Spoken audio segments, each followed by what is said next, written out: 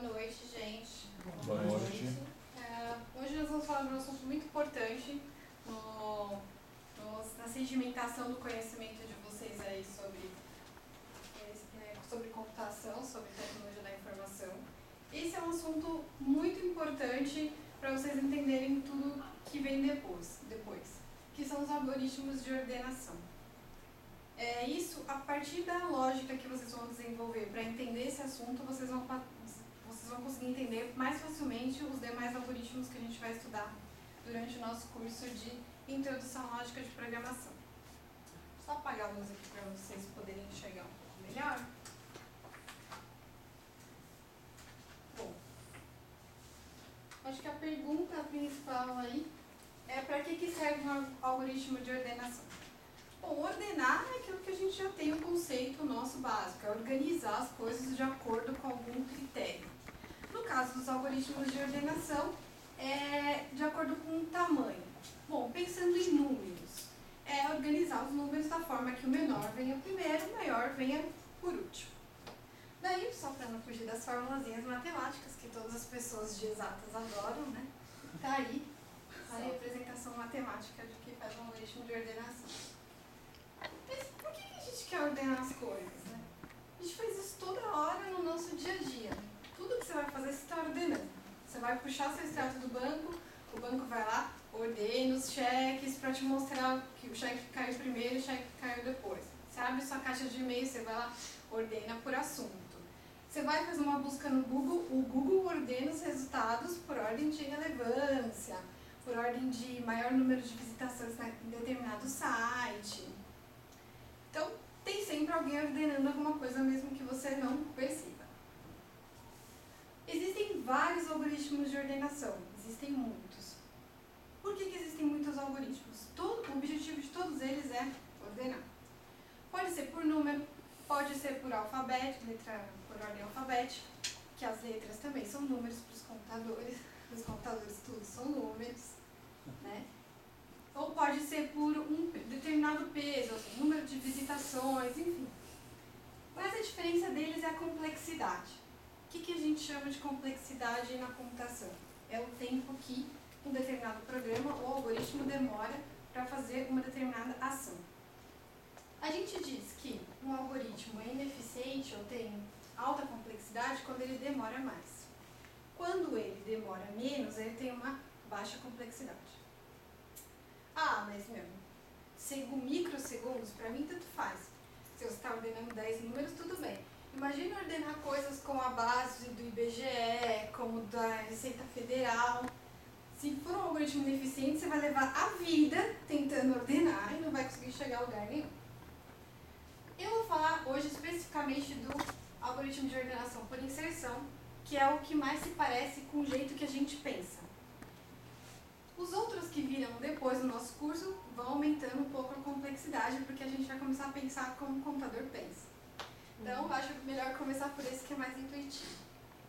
Como que ele funciona?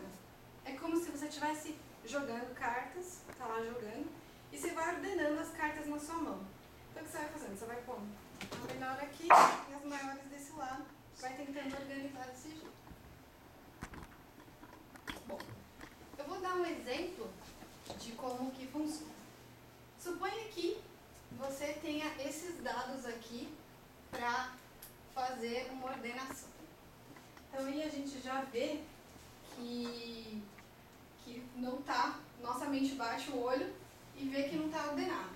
O nosso cérebro já sabe qual que é o maior, qual que é o menor, qual que vem primeiro, mas o computador é burro, ele não sabe. E ele não consegue fazer comparações olhando conjuntos de coisas. Ele consegue fazer comparações entre duas coisas. Então eu gostaria de pedir para vocês imaginarem que cada número desse está numa célula do Excel, que eu acho que é mais fácil de pensar.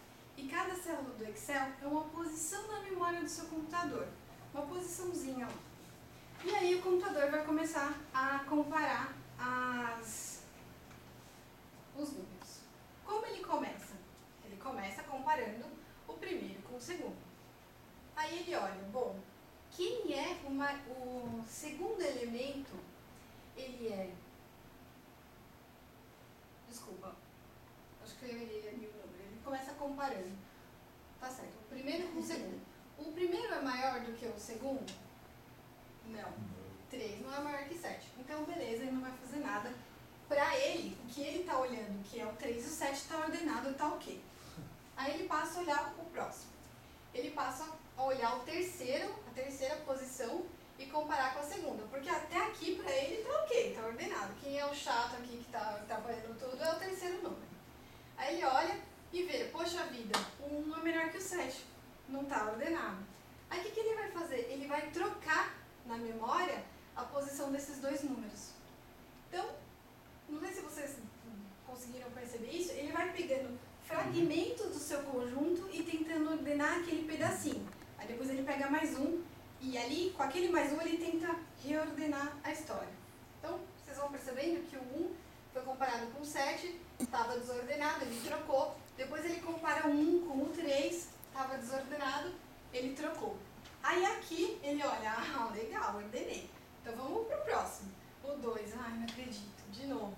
Aí ele vai lá e olha, o 2 é maior que o 7? Puxa, não é, vou ter que trocar. Aí ele troca aqui. Aí ele compara de novo, 2 com 3. Puxa, o 2 é menor que o 3. Ele vai lá e troca. 2 é maior que 1? Yes, finalmente. Então até aqui, de novo, consegui ordenar. E assim ele vai fazendo sucessivamente até chegar no último número. É um pouco cansativo, mas é isso que ele vai fazendo. Aí ele pega o 4 e vai comparando, você vai ver que o 4 vai se movendo, ele troca de lugar com o 7, só que quando chega aqui, ele não é maior que o 3, então está ordenado. Até chegar no último, e aí você tem a sequência ordenada. É importante perceber que, para nós, aqui já está ordenado, mas o computador não sabe que aqui já está ordenado. Ele tem que comparar o 6 com o elemento que veio antes. Só voltar.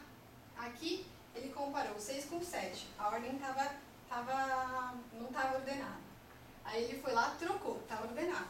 Só que ele não sabe se para o resto continua sendo ordenado. Então ele vai comparando até ele garantir que tudo que vem antes do 6 é menor que ele. Por isso que ele faz essa comparação aqui, que para o nosso cérebro não faz muito sentido. Que ele compara, o 6 é menor que o 4?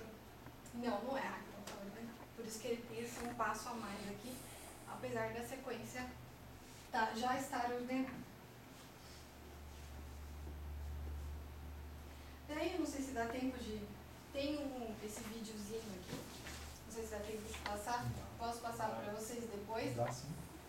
Agora, Pro. É o pessoal de uma universidade que eles fizeram isso daí que a gente fez agora, só que dançando, pessoas dançando, e eles fizeram... Dá tempo.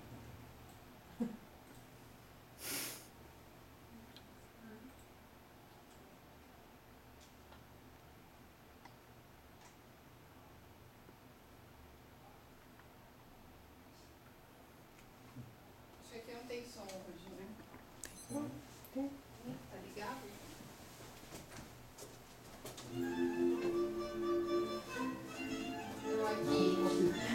aqui é o primeiro número, tá vendo? Aí eles dois se comparam, 0 com 3, aí eles percebem que não está ordenado, troca de lugar.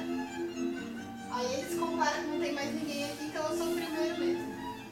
Aí outros dois comparam, 1 com 3, um é menor que 3, troca de lugar.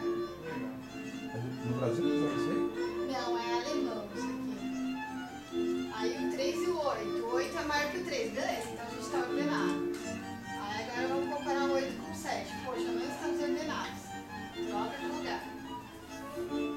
Aí o 7 com o 3. Estamos ordenados, ok. Aí 2 com o 8. Nota que o 2 ele vai ter que passar por várias pessoas, né? Poxa, de novo. Quando a gente fala que esse algoritmo é pouco eficiente, é porque ele compara sempre todo mundo que vem antes. Então ele faz muitas comparações. E isso para o computador custa caro fazer essas comparações. Então ele acaba demorando mais. O sistema eficiente ele faz direto? Na verdade a gente usa um